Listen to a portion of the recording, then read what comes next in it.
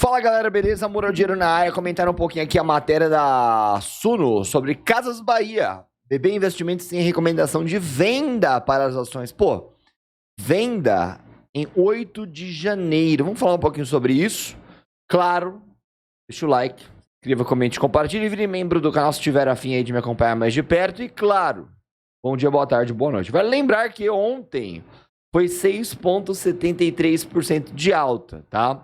Só para vocês entenderem que essas recomendações não mexem com os ativos, tá? Às vezes o ativo cai muito, um dia depois de alguma recomendação que saiu à noite antes do pregão, né? E aí a galera gosta de colocar a causa nisso. Não é bem assim, galera. Mas enfim, tá? Vamos lá. Em relatório, o BB Investimentos revisou o valuation do grupo, Casas Bahia, antiga Via. Olha lá, é justamente o que eu falei lá no Morning Call, tá? Para incorporar o resultado do terceiro trimestre de 2023 e o grupamento de ações realizado em dezembro do ano passado. Mas incorporar isso para quê? A própria cotação do ativo já incorporou isso. Então, considerar esses dois fatos relevantes aqui para dar uma nova previsão para a cotação de Casas Bahia é burrice, que já foi incorporado, tá? Eles mantêm a recomendação de venda para as ações. Vamos lá.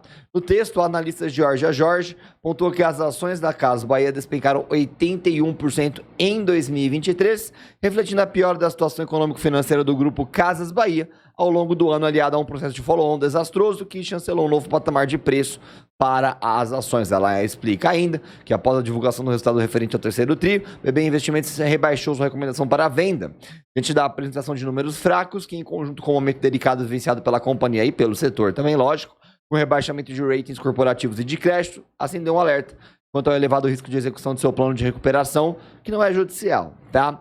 Para voltar aqui, galera, justamente, tá? Uma recomendação de venda depois de 81% de queda. Galera, eu entendo que algumas pessoas vivam aí de olho em recomendações de casas de análise para seus investimentos, o que na minha opinião é um erro horrível, tá? Mas galera, é o seguinte, vamos supor que você comprou o Casas Bahia aqui no topo do movimento dela, lá em 2020 e 2021, tá bom? Aqui, isso serve para no passado, né? No presente e para o futuro, tá? Você tem que fazer isso sempre. Você tinha que determinar o seu plano de carteira e etc. Se você estava investindo ou especulando, tá? Se você comprou o ativo, deixou ele cair na sua cabeça sem estar investindo, você já errou. Porque você pode, obviamente, montar uma posição no ativo, considerar investimento, né? Vou investir em Casas Bahia, né? Prever aí situações complexas e continuar trabalhando posição ao longo do tempo, galera. Não é absurdo isso, tá? De 2020 para cá entrou muita gente nova na bolsa que acha que é mestre, por exemplo, né? E aí, só porque nós temos aqui alguns anos de queda de um ativo, a galera acha que o ativo nunca mais recupera. Por puro achismo, eles não têm embasamento nenhum, tá? Existe muito mestre de Telegram, de WhatsApp, de investing, por exemplo, opinando essas asneiras, tá bom? Só que o importante é você entender o que você está fazendo. Então, se você entrou especulando, eu esperava que você colocasse um stop na sua especulação e parasse de drenar o seu capital. Se você entrou investindo e deixou o ativo cair na sua cabeça, acredita-se que é porque você tinha uma tese de compra no ativo, tá? E se essa tese de compra não mudou até o meio de 2023, vamos supor, nada mudou agora também. Nós ainda estamos terminando de passar pelo momento turbulento do varejo, tá? Então, vender com 81% de queda, ou seja lá quantos percentual você tem, seria, obviamente, uma venda de fundo, né? Então, você segura um ativo no modo investimento. Quando chega no pico do seu movimento de fundo, você vende ele com uma super desvalorização. Sei lá, galera. É meio óbvio que isso não é uma boa prática, tá?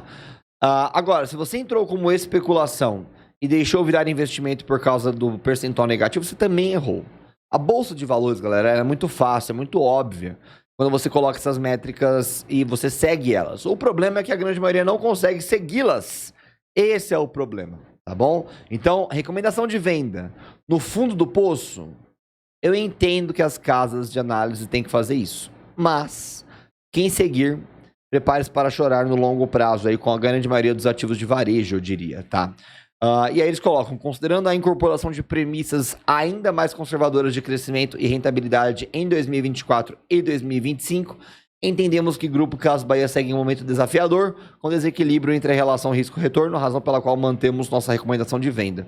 E eles colocam o preço-alvo de 9,80, né? E aí, galera, quando que essa recomendação vira, né? O óbvio, né? Quando, né? Quando sobe, né? De repente volta lá para um 66,75, que não é nada absurdo, né? Ou até vai um pouco além. Quando chegar aqui, eu chutaria, né? Quando chegar no 6675, vira para neutra. E sobe o preço-alvo para, sei lá, 40. Aí quando chega e rompe o 6675 e continua subindo, aí eles vão subir um pouco o preço-alvo, vai manter neutra e depois vai virar para compra. Porque é sempre assim. A recomendação vem sempre tardia. Por isso que a galera vive vendendo o fundo e comprando o topo. Porque segue aqui com grande base essas recomendações de casas de análise, tá? Então muita cautela, galera.